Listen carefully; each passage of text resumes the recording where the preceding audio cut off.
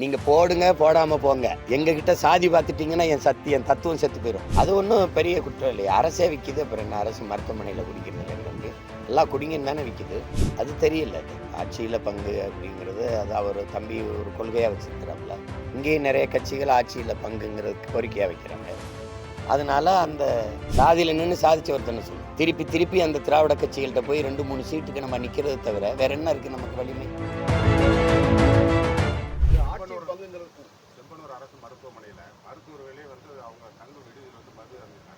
பார்த்தேன் செய்தியில். அது ஒன்றும் பெரிய குற்றம் இல்லையா? அரசே விற்கிது, அப்புறம் என்ன அரசு மருத்துவமனையில் குடிக்கிறதுல என்ன இருக்குது? எல்லாம் குடிங்கன்னு தானே விற்கிது. இதை சொல்கிறதுக்கு யார் நடவடிக்கை எடுப்பா சொல்லுங்கள்? நடவடிக்கை எடுத்தால் வியாபாரம் குறையும், பரவாயில்ல. பொங்கலுக்கு பணம் கொடுக்க முடியாது. அரசு அங்கீகரித்து மதுவை விற்றுட்டு இதை போய் பேசியிருந்து இது என்ன நடவடிக்கை எடுக்க முடியும்? என்ன நடவடிக்கை எடுக்க முடியும்?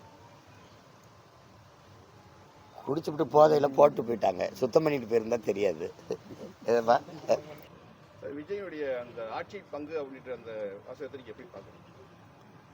அது தெரியல. அது ஆட்சியில் பங்கு அப்படிங்கிறது அது அவர் தம்பி ஒரு கொள்கையாக வச்சுருக்கிறாப்புல. இங்கேயும் நிறைய கட்சிகள் ஆட்சியில் பங்குங்கிறது கோரிக்கையாக வைக்கிறாங்க. அதனால அதை கொடுக்கலான்னு நினைக்கிறாங்க. இப்போ என்னென்னா, மத்தியில் ஆளுகிற கட்சியெல்லாம் ஆட்சியில் பங்கு கொடுக்கத்தானே செய்யுது. காங்கிரஸ் இருக்கும்போதோ பாரதிய ஜனதா இருக்கும்போது இப்போவே பாருங்கள், நிறைய கட்சிகள் ஆட்சியில் பங்கு எடுத்துருக்குது, கூட்டணி ஆட்சி. அது மாதிரி முறையே இந்த மாநிலத்தில் கேட்குறாங்க. அது தவறு ஒன்றும் இல்லை. அது ஆட்சியில் பங்கு கொடுப்போம் அப்படிங்கிறது தம்பியுடைய பெருந்தன்மையை காட்டுது. அது வரவேற்கத்தக்கது தான். திமுக என்ன பண்ணிச்சு தெரியுமா? எங்கள் அண்ணன் பெரம்பலூரில் இருந்தாப்புல ஆராசா வெறும் பறையர் ரோட்டில் தான் வென்றார். அவர் எல்லாரும் போடலை, போட்டு தானே வென்றார். அப்போ என்ன பண்ணியிருக்கோம்? பொது தொகுதியாக மாறும்போது ராஜா நீ அங்கேயே நில்லுன்னு சொல்லியிருக்கணும்ல. எல்லாரும் போட்டு தானே வென்றாரு. எதுக்கு நீலகிரியை கூட்டிகிட்டு போனேன்? ஏன்னா நாங்கள் எங்கள் அண்ணனை தமிழனா பார்ப்போம், நீ தாழ்த்தப்பட்டவனா பார்க்குற. இப்போ சிக்கல் புரியுதா? அதனால தான் இந்த நிலையை நாங்கள் மாற்றணும்னு நினைக்கிறோம். அப்போ இவங்களோடலாம் சேர்ந்து இந்த வேலையை செய்ய முடியாது, தனித்து நின்னா தான் செய்ய முடியும். இப்போ பாருங்கள், இந்த தேர்தலையும் நான் எல்லாருக்கும் இடம் கொடுத்துருக்கோம். நீங்கள் போடுங்க போடாமல் போங்க, எங்ககிட்ட சாதி பார்த்துட்டிங்கன்னா என் தத்துவம் செத்து போயிடும். மதம் பார்த்துட்டிங்கன்னா போயிடும். நான் முன்வைக்கிற அரசியலை தான் நீங்கள் பார்க்கணும். நாங்கள் எடுத்து வைக்கிற கருத்தை தான் பார்க்கணும், அதை தான் பார்க்கணும். அதை விட்டு இவர் என்ன ஆளுக, இவர் என்ன மதம், என்ன சாதி, இதெல்லாம் பார்த்தா அதில் தான் இந்த நாடு நாசமாகி போய் கிடக்கு. மக்களே தானே ஓட்டு போட்டு அந்த ஏமாற்றங்களை கொஞ்ச நாள் சாதியில் நின்று சாதிச்ச ஒருத்தனை சொல்லுங்கள். சாதியில் நின்று சாதிச்ச ஒருத்தனை சொல்லுங்கள். திருப்பி அந்த திராவிட கட்சிகள்கிட்ட போய் 2-3 சீட்டுக்கு நம்ம நிற்கிறது தவிர வேற என்ன இருக்குது நமக்கு வலிமை? என்ன இருக்குது? அதுதான். அதை மாறணும்னா, நீங்கள் மாற்றணும்னா எப்படி பண்ணுவீங்க? வட மாவட்டங்களில் படையாச்சி தெருவுக்குள்ளே பறையர் வாக்கு கேட்டு போக முடியாது. பறையர் தெருவுக்குள்ளே படையாச்சி போகிறதே இல்லை. இது எப்போ மாறுன்னு நினைக்கிறீங்க? மாத்திரமா இல்லையா? எங்கள் கட்சியில் எப்படி? பறையருக்கு இடம் என் தங்கச்சிக்கு, படையாச்சி மாவட்ட தலைவன் இவன் என்ன செய்கிறான்? தங்கச்சி வாடான்னு தெருவில் கூட்டி போகிறானா இல்லையா? போகிறான் பாருங்க.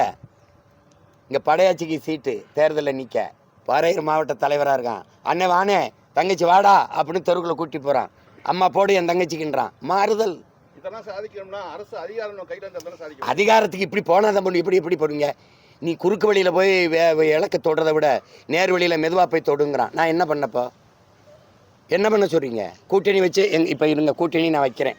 கூட்டணி வச்ச எங்கள் அண்ணன், இல்லை கூட்டணி வச்ச எங்கள் ஐயா, இல்லை கூட்டணி வச்ச கட்சிகள் உள்ளே போய் சாதிச்சது என்ன? நீங்கள் கூட்டணி தலைவர், நீங்கள் கோச்சிக்கிறீங்களோ, நான் ஏதாவது தவறுன்னு பட்டால் கூட பேச முடியும். அமிங்கி போகிறதில்ல. உங்களுக்கு ஒன்று சொல்கிறேங்க, கூட்டணியில் இல்லாத எங்கள் ஐயா பெற்ற வாக்கு, எங்கள் ஐயா ராமதாஸ், கூட்டணியில் இல்லாத எங்கள் அண்ணன் வைகோ பெற்ற வாக்கு, அவர்கள் பெற்ற வாக்கு, கூட்டணிக்குள்ளே போய் பெற்ற வாக்கை எண்ணுங்க. சாதிக்க முடியல. என்னங்க வாக்கு குறைதா இல்லையா? வாக்கு மட்டும் இருந்து ஒன்றும் பண்ண முடியாது. அப்படி பேசாதீங்க. வளர்ச்சிங்கிறது என்ன நீங்கள் நினைக்கிறீங்க? வளர்ச்சிங்கிறது என்ன? ஒரு எடுத்தவொடனே இலையவட்டவொடனே பூக்கணும் காய்க்கணும்னு பேசிட்டுக்கிறீங்க. இந்த மாமரம் காய்க்கிறதுக்கு எத்தனை ஆண்டு எடுத்திருக்கும்? கொஞ்சம் பொறுத்து இருக்கணும் நீங்கள். உடனே உடனே பூக்கணும் காய்க்கணுன்றீங்க. சரி தமிழக முதலமைச்சர் வந்து இப்போ வந்து காவல்துறையினர் வந்து போதைகள்லாம் கட்டுப்படுத்தணும்னு சொல்லி நேற்று பேசியிருக்காங்க. அது வந்து காவல்துறை வந்து அறிவுரைகள் வழங்கியிருக்காங்க. அறிவுரையாக தான் பார்க்குறாரு, அது ஆக்கப்பூர்வமாக இல்லை. நீங்கள் இவங்களுக்கு தெரியாமல் இது உள்ளே வந்துச்சு போதை விற்பனையே அவங்களுக்கு தெரிஞ்சு தான் நடக்குது. இது உங்களுக்கு தெரியாமையான்ட்டு அந்த கேள்வி கேட்குறீங்க. அவங்களுக்கு தெரியும். காவல்துறைக்கு எல்லாருக்கும் தெரிஞ்சு தான், அதிகாரத்துக்கு தெரிஞ்சு தான் இந்த போதை பழக்கம் வந்து அனுமதிக்கப்பட்டிருக்கு. பள்ளிக்கூட வாசல், கல்லூரி வாசல், வழிபாட்டு தலங்களுக்கு முன்னாடி விற்கப்படுறது காரணம் இவங்களுக்கு தெரியாதுன்னு சொல்லாது. இப்போ எனக்கிட்ட அதிகாரம் வருது, நான் வந்துடுறேன், நீங்கள் விற்றுக்காட்டுங்க பார்ப்போம். சொல்லுங்க. தாத்தா காமராஜ் காலத்தில் சாராய கடை இல்லை, எத்தனை பேர் கள்ளச்சாராயத்தில் செத்தான்? தலைவனுக்கு நோக்கம் இருக்கணும்ல. தலைவனே வியாபாரியாக இருந்தால் நீ சாராயம் விற்கிற, அப்புறம் போதை விற்கிறதுல என்ன பிரச்சனை? அதையும் சேர்த்து விற்கிற, இதில் என்ன பண்ண முடியும்? ரொம்ப நன்றி, மகிழ்ச்சி.